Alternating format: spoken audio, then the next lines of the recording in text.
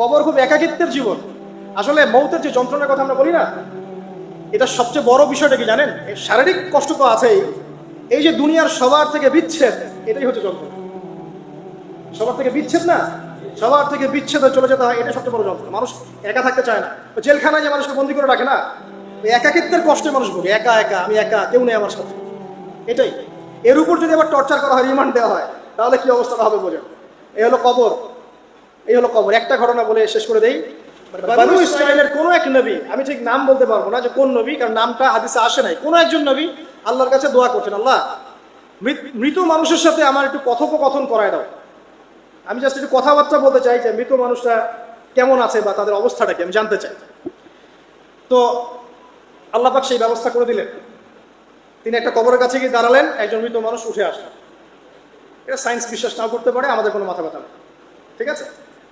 তো এবার তিনি তাকে জিজ্ঞাসা করছেন যে তুমি কেমন আছো, তুমি কেমন আছো, এই মুর্দাকে জিজ্ঞাসা করছেন। তিনি বলছেন আজকে থেকে প্রায় 500 বছর আগে আমার মৃত্যু হয়েছে। এই ব্যক্তি বলছেন আজকে থেকে প্রায় 500 বছর আগে আমার মৃত্যু হয়েছে, এখন পর্যন্ত আমার গা থেকে, আমার আত্মা থেকে মৌতের যন্ত্রণা দূর হয় নাই।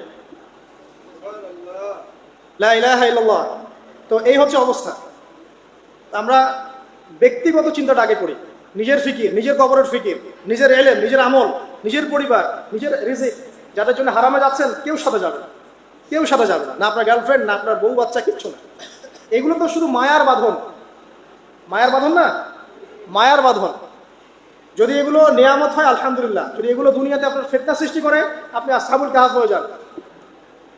কথা বুঝতে পারছেন না? এরপরে যদি সামর্থ্য হয়, আল্লাহ পাক আপনাকে জ্ঞান দেন, আপনাকে পলিটিক্যাল পদ দেন, ইকোনমিক সেকশনে জ্ঞান দেন, ইত্যাদি ইত্যাদি, আপনাকে আল্লাহ যে সেকশনে রাখবেন সেখান থেকে দিনের খেদমত করবেন, পারবেন না ইনশাল্লাহ? ডক্টর হয়েছেন, রোগীদের ফিস কমায় দেন, ট্রিটমেন্ট ইজি করে দেন। হ্যাঁ, ডক্টর হন, একজন ভালো ডক্টর হন, কসাই হন। ইঞ্জিনিয়ার হন, একজন সৎ ইঞ্জিনিয়ার হন, চোর হন। আপনি যেখানে থাকবেন সেখান থেকেই আপনি খেদমত করতে পারবেন। সবাইকে আলেম হতে হবে জরুরি না, সবাইকে দায়ী হতে হবে জরুরি না, এবং সবাই এটা হতেও পারবে না। এভাবে জাতি গঠন হয় না। আগে বলছি, বিভিন্ন সেকশনে মানুষ আমাদের লাগবে, এবং প্রত্যেকটা সেকশনেই তাওহীদপন্থী ইমানদার মানুষ লাগবে। এবং ইনশাআল্লাহ তাআলা আমরা যদি সবাই সবার ধর্মটা ঠিকঠাক মতো পালন করি, দেখবেন ধর্মের মধ্যে কোনো ভেদাভেদ থাকবে না ইনশাআল্লাহ। যে যার ধর্ম পালন করুক, কোনো মন্তব্য করতে যাবেন না, ঠিক আছে? আপনি আপনার ধর্ম ঠিক মতো পালন করছেন কিনা, এটার দিকে ফোকাস করেন। আল্লাহ পাক আমাদের সবাইকে তৌফিক ইনায়াত করুন কথাগুলো বোঝার, আমিন। আর সবশেষে, যদি আমাদের এর চেয়েও বেশি কিছু করার সক্ষমতা থাকে, তখন আপনি দিনের প্রচার করবেন, প্রসার করবেন, তাবলীগ করবেন, আল্লাহর পথে মানুষকে ডাকবেন। এর চেয়ে বড় ব্যবসা হতে পারে না।